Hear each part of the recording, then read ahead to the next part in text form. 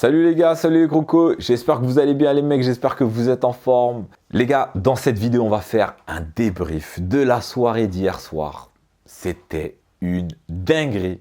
UFC Paris numéro 3. C'était une dinguerie. De la carte préliminaire à la carte principale jusqu'au main event, c'était dingue. Des fous malades ces combattants français. Franchement, on a kiffé cette soirée. Si vous avez loupé la carte préliminaire, vous avez loupé des combats. Mais on va parler de tout ça dans cette vidéo. Donc les gars, avant que la vidéo commence, je vais vous demander 3 choses. La première chose, c'est bien évidemment de vous abonner à la chaîne Kingo. Et oui les mecs, abonnez-vous. La deuxième chose, c'est de me lâcher un gros like. Alors ça, c'est pour me donner de la force, ça me soutient, c'est important pour moi. Et la troisième chose, c'est d'activer la cloche. Ça, c'est pour être au courant des prochaines sorties. Les gars, on va parler, on va commencer, on va entrer dans le vif du sujet directement. On va parler de la carte préliminaire. Et on va commencer par le premier combat de la soirée. C'était un gars que j'apprécie. On ne va pas parler de tous les combats de la soirée, mais on va parler des combats qui m'ont le plus marqué personnellement. Mais vous allez pouvoir me dire en commentaire si il y a d'autres combats qui vous ont marqué. Mais je pense que c'est possible qu'on soit d'accord. On va commencer avec le premier combat d'un mec que j'ai déjà affronté en sparring en Belgique. Donc c'était le combat de Oki Bolaji, qui a combattu et qui s'est incliné malheureusement. Et pourtant, il dominait ce combat. Il dominait vraiment la partie du striking. Vraiment, en plus, c'est sa cam. Vraiment, il dominait. Il a tenté une emmenée au sol une première fois. Il s'est fait prendre en étranglement. Il a réussi à sortir. Malheureusement, il retente une emmenée au sol alors qu'il redominait debout. Et il se fait réattraper encore une fois avec le même étranglement. Et cette fois-ci, par contre, ça a été fatal. Il s'est fait endormir. Et ce qui a été particulièrement spectaculaire, c'est qu'on ne s'est pas rendu compte qu'il était endormi. Ni l'arbitre, ni les spectateurs. Moi, personnellement, je me dis, franchement, il tient. Et finalement, non, il était endormi. Pourtant, il dominait. Donc, quel dommage. J'ai vraiment hâte de le revoir combattre. C'est son adversaire qui a dû faire signe qu'il n'y avait aucune réaction en face. Donc le combat s'est arrêté comme ça, malheureusement pour lui. Mais j'ai vraiment hâte. Donc force à toi si tu regardes la vidéo, parce que oui, je l'ai rencontré en Belgique. J'ai eu cette chance de tourner avec lui. Malheureusement, ça n'a pas été filmé. Vous connaissez la chaîne Kingo, on fait des sparring, on fait des entraînements, on va à la rencontre d'autres combattants, des combattants qu'il y a en France et même ailleurs. Donc, j'ai hâte de le revoir en combat. J'ai hâte de le revoir combattre. Maintenant, on va voir. Bon, les gars, on va passer à un autre combat qui m'a aussi fait vibrer dans cette carte préliminaire. C'était un Espagnol. Les mecs, d'ailleurs, vous allez m'aider. Parce que c'était un Espagnol qui combattait contre un Mexicain. Punaise, waouh! Combat de fou malade. Une opposition de style incroyable. Un mec, je pense qu'il faisait du karaté. Je pense qu'il faisait du karaté ou du taekwondo. Parce que les jambes, il les envoyait à profusion. Et en face de lui, il y avait un Espagnol, donc ça, c'était le Mexicain. Et en face de lui, il y avait un Espagnol qui, lui, était plutôt un striker type anglaise et qui envoyait des gros crochets, qui avait des combinaisons d'anglaise avec un peu de jambes de temps en temps. Mais franchement, les gars, un combat marquant. C'est un combat qui était en carte préliminaire, mais franchement, il ne m'aurait pas dérangé en carte principale. Franchement, les gars, j'ai kiffé. Si vous retrouvez les noms des combattants, ou si vous connaissez les combattants, ces combattants-là, dites-le moi en commentaire, les gars. J'aimerais bien regarder un peu leurs combats, s'ils ont fait des combats avant à l'UFC. Franchement, j'aurais kiffé. En tout cas, ce combat-là m'a fait vraiment vibrer. Même si je voyais le Mexicain, quand on voyait pas mal de kicks, je le voyais gagner. Malheureusement, ça a été... ou heureusement, parce que bon, c'est pas des Français, mais c'est l'Espagnol qui a gagné. Voilà, je voyais le Mexicain gagner, mais en tout cas, c'était un combat serré, avec énormément de rebondissements, et franchement, j'ai archi kiffé. Les gars, je vous ai dit, je vais parler des combats qui, moi, m'ont fait vibrer dans cette soirée, donc c'est peut-être pas votre avis, mais faites-le moi savoir en commentaire, si jamais j'oublie ou je passe à côté d'un truc, ça arrive à tout le monde. Maintenant, je vais vous parler d'un combat qui m'a fait kiffer, mais qui était un peu plus serré, où il n'y a pas eu une grosse domination. Il a gagné son combat, mais c'est pas un combat qui m'a... J'en attendais un peu plus. C'est mon gars Oumar Sy. J'en attendais un peu plus, mais je pense que je suis comme vous, les gars. Je suis comme vous. J'en attendais un peu plus dans le sens où, voilà, j'aurais kiffé qu'il gagne. Parce qu'il a gagné. Déjà, bravo à toi, frérot, si tu regardes cette vidéo. Il a gagné son combat à la décision. J'aurais aimé qu'il s'impose avec un KO, un étranglement, parce qu'il est très très bon, c'est Oumar Sy. Mais bon, il est allé à la décision. J'en attendais un peu plus. Et c'est parce que j'ai très hâte qu'on ait un moins de 93 kilos qui arrache tout sur son passage. Il a été stratège, il a gagné son combat, bravo à toi. Et très certainement que l'aventure elle va continuer avec encore des victoires à l'UFC. En face, il a eu un gars solide. Bravo, bravo tout simplement. En carte préliminaire, on va dire que c'est les combats que je vais retenir en carte préliminaire. Peut-être que je passe à côté d'un combat, mais là, en tête, c'est tout ce qui me vient en tête. Voilà. Oumar, l'Espagnol et le Mexicain, et Oki qui a perdu. Oki Bolaji qui a perdu. Maintenant, en carte principale. On entre en carte principale. Franchement, les gars, franchement, on a eu un Ziam qui nous a fait un récital de fou. Il a géré le combat de A à Z. Franchement, Frivola, on l'a pas vu. On l'a pas vu, il était débordé. Des kicks, des points. Ziam, il a géré vraiment. Il a vraiment géré de A à Z. J'ai pas d'autres mots, en fait. Et avec cette finition grandiose, ramène ça, viens, ramène, je te mets la tête dans le genou. Franchement, pour moi, KO de la soirée, pour moi, il a le bonus. Pour moi, c'est lui le bonus. Pour moi, c'est lui le bonus. Donc, franchement, il m'a fait kiffer. Je ne vais pas en dire trop parce que j'ai hâte d'avancer. Et puis même, c'était tellement flagrant, cette domination, que j'ai pas grand-chose à dire. Bravo, bravo à toi. Je le connais pas, je l'ai jamais rencontré. Mais c'est un mec qui n'a pas la hype, qui n'aura peut-être pas la hype non plus à venir, et pourtant il va certainement gagner, mais il manque quelque chose au niveau de l'image, il manque quelque chose au niveau de on va dire du talk, il manque quelque chose en termes d'image, mais c'est pas, il l'a dit, je crois qu'il l'a déjà dit, il a dit c'est pas sur ça que je veux miser, je veux qu'on se rappelle de moi par rapport à mes performances. Et effectivement, on se rappellera certainement de lui grâce à ses performances, parce qu'il performe, le gars. Donc bravo, bravo à lui. Franchement, excellent.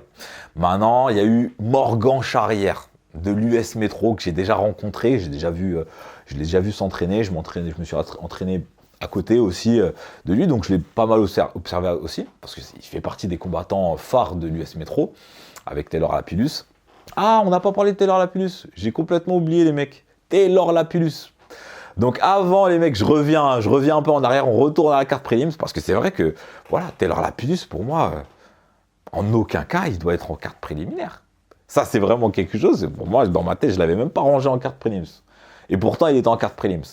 Parce qu'avec son expérience et avec la qualité de ce combattant-là, d'ailleurs, les gars, j'ai fait un sparring avec lui qui est disponible sur la chaîne YouTube. Si vous voulez aller regarder les sparring, les gars, allez-y, allez regarder les sparring, remplis d'enseignements. Avec Taylor Lapillus. Donc on revient sur ce combat de Taylor Lapillus, qui était en carte prime. Déjà, qu'est-ce qu'il fait en carte prélims? Non, le mec, il faut le mettre en carte principale. Maintenant, on a des explications autour de ça.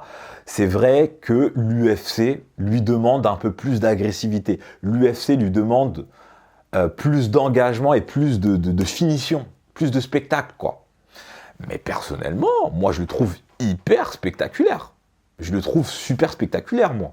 Donc, c'est quoi? C'est quoi exactement? Parce qu'il nous a fait un récital, encore une fois. Il a dominé son sujet de A à Z. Premier round, deuxième round, troisième round. Il n'a pris aucun dégât. Par contre, oui, son adversaire, il ne l'a pas terminé. Et c'est ça qu'on lui reproche. Maintenant, est-ce qu'on va lui redonner une chance à l'UFC, à Las Vegas, à Abu Dhabi ou autre part? C'est ça, en fait, le truc. Est-ce qu'on va que le voir dans les UFC Paris? Est-ce qu'il aura une autre chance? Est-ce que l'UFC va lui donner d'autres chances? Franchement, c'est dommage. C'est dommage parce que moi, c'est un combattant, je kiffe voir tous les amoureux de fight, kiffent regarder Taylor Lapillus. Maintenant, voilà. La décision ne nous revient pas. C'est pas à nous de décider. Mais c'est vrai que moi, personnellement, j'aurais kiffé le voir. Bon, les gars, on retourne à la carte principale et on va parler de Morgan Charrière. Voilà, on en était là. Donc, Morgan Charrière, parce que c'était le petit passage US Metro qui m'a fait retourner à Taylor Lapillus. Mais Morgan Charrière, qui a gagné son combat avec énormément de brio, énormément de réussite. Je ne vais pas faire les détails de ce combat-là, parce que ça a été clair, une grosse domination avec une finition à la clé. D'accord ? Suite à un accrochage au niveau du dos, un décrochage, et en sortie de corps à corps, il repart avec un espèce de gazelle punch du bras avant, et bam, son adversaire, il tombe KO, franchement, monstrueux. Lui, il a une belle image, franchement, il présente bien. Là, aucun souci pour lui, il fera partie des petits papiers de l'UFC, ça c'est sûr. Donc bravo à lui, bravo à toi Morgan. Il nous a fait kiffer, il nous a fait vibrer. Et ça, pour ça, bah, vraiment bravo. Maintenant les gars, je vais vous parler, ça c'est mon avis personnel. Et c'est pas parce que c'est un de mes compagnons d'entraînement, mais on va parler de William Gomis. Il nous a fait un combat. Les gars. C'est un combat animal. C'était un combat de chien. Sauf que lui, c'était un loup. Et il avait un pitbull devant lui. Le combat, il était dingue. Dingue. J'ai kiffé. Sortie de cash control. Incroyable. Une gestion striking incroyable face à un mec qui envoie des gros crochets. Hein. Des crochets dangereux. Tu prends ça dans le menton, tu tombes. Hein. Esquive, distance, des tips. Par contre, il s'est beaucoup entraîné avec l'équipe de Bakary Samaké en boxe anglaise. Et je le vois beaucoup travailler à l'entraînement avec Fernand Lopez. Tout ce que j'ai vu à l'entraînement, il a fait là, c'était dingue. Waouh, un combat de fou. Pour moi, c'est le combat de la soirée. C'était serré, c'était chaud, c'était dingue. Moi, c'est pour ça que je regarde l'UFC. C'est pour voir des combats comme ça. Franchement, j'ai kiffé. Après, peut-être que je m'emballe parce que c'est un gars que je connais. Mais dites-le moi en commentaire, vous les mecs, comment vous avez kiffé ce combat-là? Est-ce que vous avez kiffé comme moi ce combat-là? Ou est-ce que vous avez kiffé un autre combat? Les gars, faites-le moi savoir en commentaire. Vraiment. Bon, maintenant, on va passer à un autre combat marquant. On passe au common event. Imavov contre Allen. Tournure parfaite. Hein, bon, bah certes, le premier round, il se fait dominer au sol. Bon, assez compliqué. Franchement, à ce moment-là, je me dis, il m'a donné un peu chaud quand même. Maintenant, deuxième round, je me dis, mais comment il va faire? Finalement, voilà. Domination. Troisième round, domination. Voilà. Rien à dire. Je vais pas m'étaler sur le sujet Imavov. Il a géré. Il a vraiment très bien géré. Par contre, il était sur un 3 rounds. Ça, c'est le seul truc qui m'a un peu surpris. Pour moi, c'est 5 rounds. Après, voilà, 3 rounds, je sais pas pourquoi. Mais en tout cas, il a gagné, c'est l'essentiel. Voilà, hein, maintenant, top 4. Est-ce qu'il va pouvoir aller chercher un top 1, top 2? Là, les épisodes prochains, ils sont trop intéressants. Donc franchement, bravo encore une fois Imavov. Je me suis pas mal de fois entraîné à côté de lui. Je l'ai beaucoup observé. J'ai jamais échangé les gants avec lui, ça allait se faire, mais j'ai pas pu parce qu'après il y a eu la redirection du MMA Factory qui est allé à Paris et qui était plus au Venom Camp. Donc c'est pour ça que j'ai pas tourné avec lui, mais j'aurais kiffé et très certainement rester branché parce que je pense qu'à un moment donné on va tourner ensemble. Et on fera une petite vidéo, je pense. Maintenant, les gars, on va passer au main event de la soirée, qui pour moi n'était pas le main event. Pour moi, le main event, c'est Imavov quand même. Mais je pense que par rapport à la ferveur nationale, par rapport à la hype que Benoît Saint-Denis a, eh bien, c'était le main event. C'était lui le main event. Mais pour moi, c'est Nassourdine Imavov. Voilà, en termes de classement, en termes d'enjeux. Il y avait plus d'enjeux du côté de Nassourdine plutôt que du côté de Benoît Saint-Denis. Benoît Saint-Denis, un gars qui... C'est assez compliqué, les gars. Parce que pour moi, il a perdu et il devait perdre. Il devait perdre, pas que je lui souhaitais de perdre, mais par rapport à ce qu'il nous a proposé d'entrée de jeu, pour moi, il allait perdre. Pour moi, je ne le voyais pas gagnant. Parce que les choix qu'il a fait, les gars, je ne suis pas un expert, d'accord. Soyez indulgents avec moi, hein, d'accord. On est indulgents, on parle, on est entre nous, les gars, on est entre mecs de la commune. Donc voilà. Concrètement, il était pris au sol. Moïcano, on le sait, il est archi chaud au sol. Il était pris dans un espèce de triangle de jambes qui faisait que c'était compliqué pour lui. C'était compliqué pour lui. Il y a deux possibilités. Pour moi, dans cette situation-là, il y a deux possibilités. Soit tu acceptes la situation et tu essaies de prendre le moins de dégâts possible en prenant le risque que le mec s'installe de plus en plus. Mais si tu es assez confiant de ta défense, bah voilà, tu laisses passer le temps, tu laisses passer la tempête, tu essaies d'être un bon défenseur sans encaisser trop de dégâts. Hein. Ou deuxième possibilité, encore plus risquée, pour moi, face à un mec comme Moïcano, tu essaies de sortir. En prenant le risque de te laisser prendre un peu le dos. Oui. Et il a pris la deuxième possibilité parce qu'il était, je pense, en connaissant Benoît Saint-Denis, il était pressé de pouvoir marquer des points. Il était un peu pressé de marquer des points, du coup, il voulait sortir. Donc, niveau de la stratégie, pour moi, il prenait un risque. Quand je regardais, je me disais, mais pourquoi il veut sortir? Non, il devrait éviter de prendre des dégâts.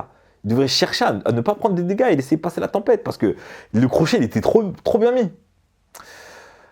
Il était entêté à faire ce schéma-là. Du coup, il a encaissé des dégâts full up. Il a encaissé des dégâts malades. Coude.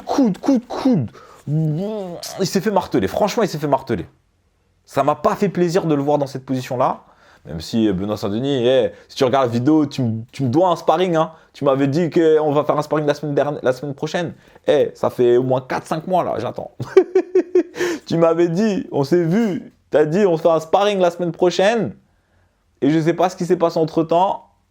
Bam, plus de news. Mais bon, Benoît, on est quand même derrière toi parce que c'est bleu, blanc, rouge. Et pour le coup, Benoît Saint-Denis, je crois qu'il n'a pas fait le bon choix. Mais c'était pas évident parce qu'en face, Moïcano, un expert, on est sur le plus haut niveau. Hein, donc, maintenant, ce qui m'a aussi fait énormément douter de son entourage en termes de coaching, en termes de staff, c'est les instructions. Ah mais là, ça m'a fait... Mais franchement, les gars, ça m'a fait peur. Ça m'a fait peur. Dans son coin, il retourne. Il est gonflé comme ça. Il retourne dans son coin. Et les mecs de son coin, je ne sais pas trop c'est qui. Je ne me suis pas trop intéressé sur son staff. Je sais juste qu'il a quitté le War. Les mecs de son staff, ils lui sortent un discours de motivation. Ils essaient de motiver le gars. Ouais, c'est ton moment. Ouais. Ils lui donnent des instructions techniques. Et de striking, hein. Technique de striking. Non, bras avant, middle. Mais les gars, mais les mecs. Moi personnellement, je me suis totalement remis en question dans ce moment-là. Je me suis dit, attends. J'étais comme ça. Attends. Mais il n'a pas besoin de tactique là plutôt. C'est pas la tactique qu'il faudrait. Il n'a pas besoin d'un discours de tactique là. Parce qu'il a fait dans ses choix de tactique, ça allait pas. Et les gars, ils essaient de le motiver. Mais il a les yeux comme ça. Il peut pas être motivé. Comment tu veux faire? C'est quoi là que t'espères? T'espères quoi là exactement? C'est ça que je comprenais pas. Je me dis, mais t'espères quoi là? Il a les yeux comme ça. Toi-même, tu lui mets de la glace, tu vois, ça dégonfle pas et ça va encore gonfler. Ça, Moïcano, il sait ça. Il a fait son premier round, il a déjà gonflé le gars. Il sait très bien, il va revenir il va continuer le deuxième round, ça va encore gonfler. Il aura juste à marquer des points et ça va exploser encore plus. Ça veut dire que Moïcano, deuxième round, il repart, boum, il s'est même pas pressé. Il a marqué des points, bam, bam, il retape dans l'œil une fois, deux fois, bam, bam, il va pas chercher. Il sait que c'est mort. Il le sait que c'est mort. Ça veut dire, les gars, tu peux pas arriver et motiver Benoît Saint-Denis, c'est pas possible. Propose-lui un plan tactique. Ouais, là, faut que tu tournes, faut que tu respires. Je sais pas, j'en sais rien. Mais ouais, tactique. Mais parle pas de motivation. Je sais pas ce que tu espères alors. Donc ça m'a vraiment, vraiment marqué en termes de staff. C'est l'aspect du coaching en fait. C'est l'aspect du coaching.